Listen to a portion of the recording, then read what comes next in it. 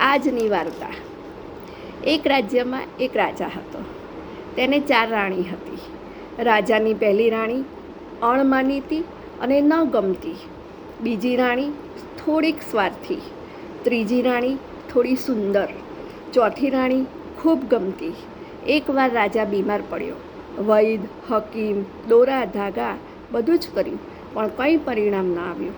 રાજા ચોથી રાણી પાસે આવ્યો કે જે તેને ખૂબ ગમતી હતી અને તે તેને ખૂબ ચાહતો પણ હતો. રાજા બોલ્યો, હું મૃત્યુ પામીશ તો મારી સાથે અગ્નિમાં આવીશ, એટલે કે મારી સાથે મૃત્યુ પામીશ. રાણીએ કહ્યું, આ સુંદર સંસાર, બાળકો, વૈભવ વગેરેને મૂકી હું શી રીતે આવું? રાજા ત્રીજી રાણી પાસે ગયા. રાણીને આ જ પ્રમાણે પૂછ્યું.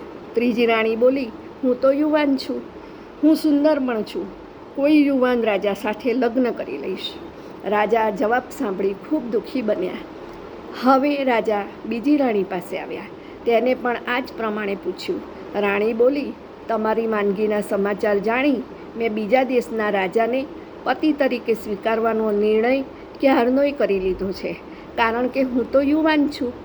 બીજી બાજુ રાજાની સાથે મૃત્યુની વાત પહેલી રાણી કે જે રાજાને ગમતી જ નહોતી તે રાણી પાસે પહોંચી ગઈ અને તે સામેથી રાજા પાસે આવી અને બોલી, હું તમારા સુખ દુઃખમાં હંમેશા સાથે છું.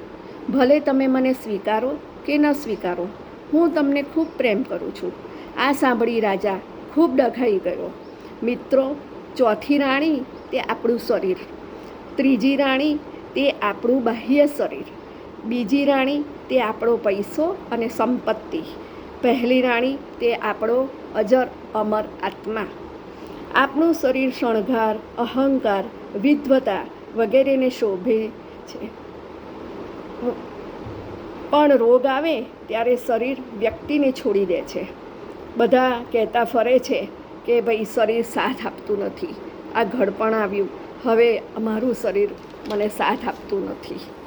ત્રીજી રાણી એટલે આ શરીરની બાહ્ય સુંદરતા. સમય જતાં સુંદરતા નાશ પામે છે, તેથી સુંદરતા પણ શરીરને છોડી દે છે. બીજી રાણી તે પૈસો અને સમૃદ્ધિ. શરીરની ક્ષમતા ઘટતા પૈસો અને સંપત્તિ પણ મનુષ્યનો સાથ છોડી દે છે. તેની પાસે ધીમે ધીમે પૈસો અને સંપત્તિ ઓછા થતા જાય છે, અથવા તો એ પૈસો અને સંપત્તિ બીજાની થતી જાય છે. પહેલી રાણી તે આપણો અજર અમર આત્મા. આત્મા હંમેશા આપણી સાથે જ રહે છે, કારણ કે ગીતામાં કહ્યું છે, આત્મા અજર અમર છે.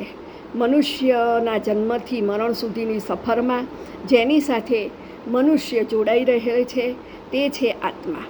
તેની સંભાળ મનુષ્ય રાખતો નથી. જે છોડી જાય છે તેની સંભાળ રાખવામાં આખી જિંદગી ખર્ચે છે, પણ આત્મા એ જ પરમાત્મા છે તે સમજી શકતો નથી અને પોતાના જીવનને બધી જગ્યાએ ભગવાન એટલે કે પરમાત્માને ગોતે છે, પણ પોતાની અંદર રહેલો આત્મા એ જ પરમાત્મા છે તે સમજી શકવાની ક્ષમતા તે પોતે ધરાવતો નથી. અસ્તુ.